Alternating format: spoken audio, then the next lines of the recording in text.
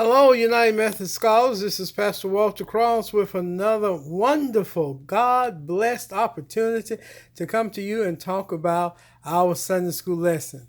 Now, the United Methodist Version Sunday school lesson is called Hidden Things.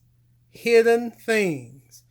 And these hidden things can and will do us harm. Let's see if I can get a little better centered here with my trusty assistant. Now, the scripture is going to be Joshua, the 7th chapter, and let's see what's been going on.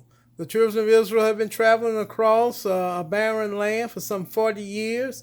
A 1 year trip probably takes 40 years because of disobedience, because of murmuring, and here they are going into the promised land. Now, Moses, the deliverer, the one God had called to do this task, has now passed on, and he has given the staff of leadership over to Joshua and Caleb, and here's Joshua moving the people into this promised area.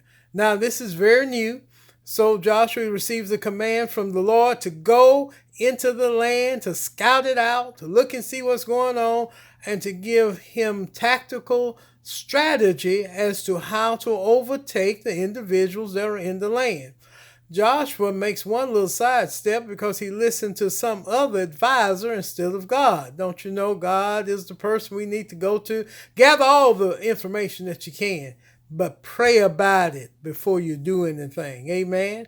So they sent a little military party into it after they scouted it out, but it didn't do it the way the Lord said do it, and the people of the land ran them ragged back to camp. Amen.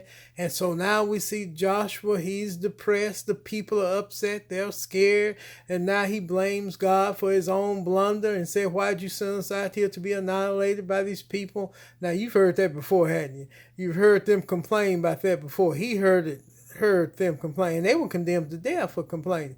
And now he brings this to the Lord. And the Lord said, there's something wrong in the camp. And the Lord tells him, somebody has stolen something from the camp that was dedicated to idols and has lied about it. All right, something hidden in the camp. Something shiny, something golden, something silver, something luxurious, something that someone felt they just could not live without. When they saw it in the tent of the wicked, they said, oh, look at here. I got to have me some of that. Amen. And how many times that has preceded destruction? It looked good, it tastes good, it smelled good, felt good, and it took you down. It was a hidden pleasure. It was a hidden distraction. It was a hidden indulgence. Your wife didn't know about it. Your husband didn't know about it. Your preacher didn't know about it. Your relatives didn't know about it. The people at work didn't know what you were up to when you cracked open that computer every night when the lights went out. It was hidden, but it was taking the life out of you. What do we have hidden in the camp? Well, the rest of the story.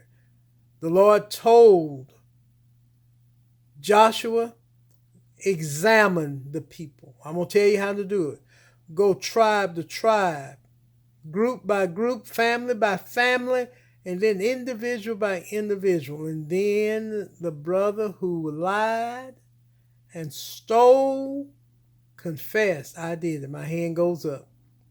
I was over in AI and I saw this beautiful cloak. It just fell on me so good. It was so luxurious. I've been out in the wilderness so long, and here's a brand new cloak.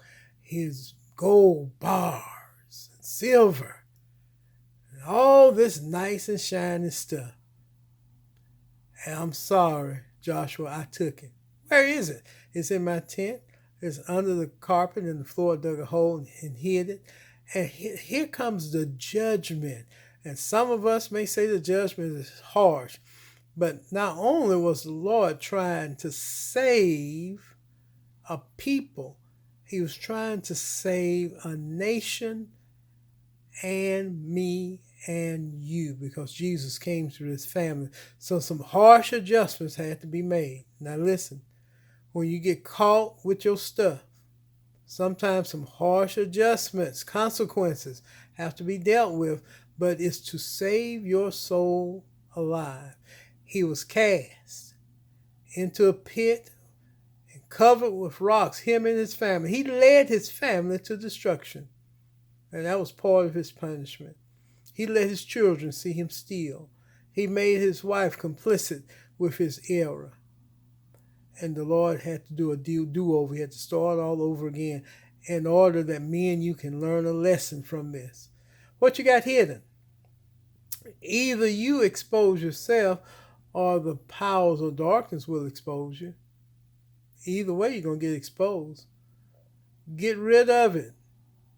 Get rid of something that's been dedicated to the powers of darkness. Get rid of it. You can't cut down. You need to get rid of it. Well, I keep that in the refrigerator just in case some of my friends come over. Get rid of it. They're not your friends if they're going to come over and lead you to destruction. Don't have hidden stuff in your house, out in the garage, underneath the house. And if you have a man cave or a she shed, amen, and if Jesus is not welcome in there, don't you go in there. You got me? Talk about that today. What did you have to get rid of to embrace Jesus Christ? Now, if you want to be real bold, talk about what you need to get rid of to embrace Jesus Christ and ask for prayer. Love you now. Talk to you soon.